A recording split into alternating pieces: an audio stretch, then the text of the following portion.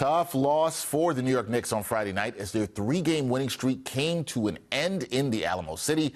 They fell to the Spurs 130 to 126 in overtime, despite Jalen Brunson serving up a 61-piece. So let's talk some Knicks basketball. We're going to do it with one of the co-hosts of Knicks Fan TV, my guy JD, representing East Harlem to the fullest all the time. JD, what's going on? Dexter, thank you for having me. Tough loss last night, but on to the next one. On to the next one. That's the attitude you got to have, especially at this time of year. Let's talk about Jalen Brunson, JD, because he scored a career-high 61 points against San Antonio. That's the second most points scored in a game by a player in a Knicks uniform in Knicks history. Despite the point guard's outstanding performance, the Knicks, they dropped one to the lottery-bound Spurs. What were the key factors that led to this loss and the Knicks not pulling out this win? Tough loss, and, a lot of times teams at that point talk about, crunch time situations. But I think last night was one of those real first half stories. And I think that's where they lost the game. They were down 74 to 57 at halftime. You're down 15 points to, one of the worst record teams in the NBA. You gave up 16 free throws. You only had 3 as well in the first half. The Spurs shot about 50% in the first half, so not coming out strong, allowing a lot of threes to one of the worst three-point shooting teams in the NBA. You exerted so much energy to get back into the game in the second half that by the time you got into overtime, Knicks just ran out of gas. I thought that was one key factor. Another key factor to me was the bench. Bojan Bogdanovic specifically has not been giving the Knicks the production that they were expecting. He's shooting 35% from 3 as a New York Knick. The last time he shot anywhere near that number was actually his rookie season in 2014 as a Brooklyn Net, as he's basically 40% every single season. They're going to have to figure out a way to get more consistent production from him because right now with the injuries, he's an important part of their bench. So I think, the bench scoring, the first half, a little bit of refereeing, put it all together. You're on the road. You get down 21 points. It's a lot to overcome.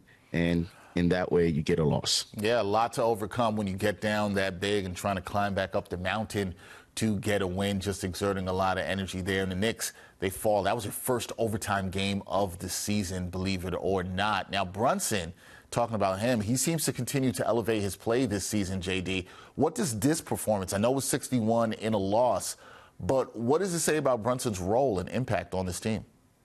You want to know what's his impact? Well, listen to this. You had 48 minutes in regulation, plus 5 in OT. That's 53 minutes. Brunson played 43 of those 53 minutes, Dexter, and the Knicks outscored the Spurs by 20 points in Brunson's minutes, and the Knicks lost the game. The Knicks lost the game. That right there tells you the impact that he has on this team in terms of when he's on the floor and how differently they look with him off the floor. And you talk about top 5 MVP in my estimation. A guy that has been missing his second and third most important player for months, basically. A guy that has had to dealt with a big trade, so many moving parts. You basically don't know who's playing, whether it's Mitch one day, I heard the next day, OG, Randall has been back. And for a star player in New York City to handle all of that and still have your franchise in the running for a top 3 seed, I mean, I don't know what else, defines MVP and impact than him having that type of role on this team. So, outstanding performance last night to be able to have 61 points on 50% shooting and only 6 free throw attempts, scoring 30 in near the paint area. I mean, with a 7'5" Wembanyama, who had a huge role. He was actually one of those factors to your first question because he controlled the paint, right? And for him to still be able to, have that type of impact last night and almost got them to win on the road. If you're a Knicks fan, you got a loss, but you have to feel confident. You have to be encouraged by where this franchise is headed, not only this season, but for seasons to come. Yeah, I think you do, especially with Jalen Brunson leading the way. And my colleague Stephen Bondi, I think he tweeted that there's no question anymore about Jalen Brunson being a top guard, a point guard in this league. There's no doubt about that at all whatsoever. He's proven it time and time again this season. Now, getting back to the team, JD, the Knicks, they're now just 2 games behind the Milwaukee Bucks for the 2nd seed in the Eastern Conference. They did have a chance to move within a game had they won on Friday night. How crucial is it for the Knicks to secure a top 3 seed before the playoffs? You know, if you're in the conversation of you want to avoid the Boston Celtics because of bracket, where if you want to avoid them in the second round, you must get the 2nd or 3rd seed. At this point, I don't see them going down all the way to 6th or 7th. So you're looking at 2 or 3 to avoid the Celtics in the second round.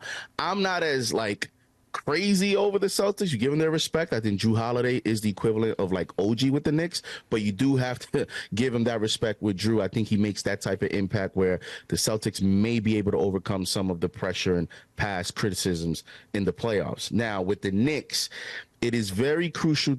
You got to try to you got to shoot for the 2 seed. Last night's loss puts a dampen on that, but you do play the Bucks only because if you get to the second round, being the 2 seed, you want to be able to have that home court advantage for 2 rounds. And if you get the 3rd seed and you play the Bucks in the second round, you're obviously on the road versus Giannis and Dame. So being able to play, have home court advantage for 2 rounds instead of 1 is key. And also being able to avoid the Celtics until the Eastern Conference Finals is also key for this franchise. So it is very, very important that they get the 3 seed. Also, the first 2 seeds, Dexter, the way it's looking like, they're going to play the Heat and the Sixers. And I just saw a picture of Embiid getting back. So this might be a very, very, very competitive first round where the top 2 seeds are not really playing traditional 7 and 8 seeds. And if you're the Knicks at 3, you're looking like right now at a Pacer or Orlando matchup. You want to give yourself the best chance to be able to advance, and you want to give yourself the best opportunity and matchup. So it is very important for them to get a top 3 seed in the East. Definitely important for them to do that. And I've been wondering if it might even be better for them to stay at the 3 spot than the 2 spot because of what you mentioned in the opponents and the tough ones that you might face at 7 or 8, whether that is Philadelphia or Miami. It will be interesting to see. So about 8, 9 games to go for most teams to shake out for this NBA season. Last thing for me, JD, I just want to look ahead to Sunday's game against the Oklahoma City Thunder. What adjustments do you think the Knicks need to make to bounce back from Friday's loss to the Spurs, where they're going to go up against one of the best teams in the West? What adjustments do they need to make for Sunday's game at the Garden? Well, this is going to be a very, very, very tough game. You're talking about the number 1, seed in the West, where they're tied with the Nuggets and the Timberwolves right now. So they're aiming to be the number 1 seed. You're talking about a team that is 3rd in the league in scoring 120 points per game. And by contrast, the Knicks are 3rd in the league, 2nd in the league, relinquishing 107 points. So it'll be interesting to see which style, prevails. The other thing is they just struggled against the Spurs in the first half with the 3-point shot. OKC is number 1 in the league, shooting almost 40% from 3 in the NBA. Tom Thibodeau has that scheme where he likes to pack the paint, attack the lanes, and then go out and contest. Will he make the same adjustment he made against the Spurs in the second half, where he had his guards a little bit closer to the 3-point line to be able to have a faster contest on 3-point shots? That's going to be interesting. Also, OKC is a very good road team. They're 22-14 on the road. They've also missed Shai Gilgeous-Alexander. He's been out the last 2 games, so the injury report will be important. However, although he's been out the last 2 games, they just beat the Phoenix Suns, and they took the Houston Rockets the game before that to overtime, although they lost that game. But that goes to tell you, they go overtime game, and they beat the Phoenix Suns by double digits. That tells you the talent that's on that team, that they're able to have not their star player available and still go out and beat an elite team in the NBA. So you're going to have to adjust your 3-point coverage to a team that is so efficient in the league and a high-scoring team. They're top as a free throw percentage shooting team. You have to be physical with those teams, Dexter. Teams that are just comfortable shooting the basketball, you have to be physical and rebound the basketball. If they can do that, get some energy from the crowd, Jalen Brunson, hopefully they have enough. They just went to overtime. You'll be able to get a victory and get back to the third seed. Yeah, it's going to be interesting to see. Do they have enough coming back home to New York, playing a top team, as you said, in the Thunder? Very good team, as you mentioned, from downtown.